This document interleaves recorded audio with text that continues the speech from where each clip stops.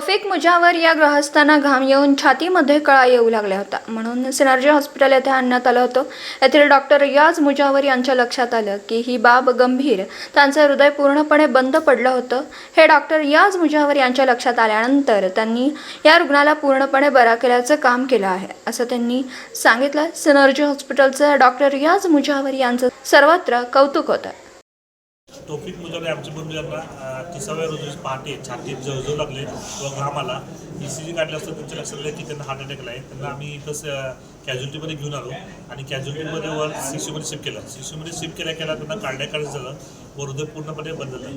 त्यावेळी त्यांना CPR देण्यात आला. त्यानंतर ते नॉर्मल झाले आणि आम्ही इंजेक्शन कंटिन्यू केलं. पण परत 40 मिनिटामध्ये तसं सेम घटना घडली. परत कार्डियाक अरेस्ट झालं, परत CPR दिला, परत शॉक दिला.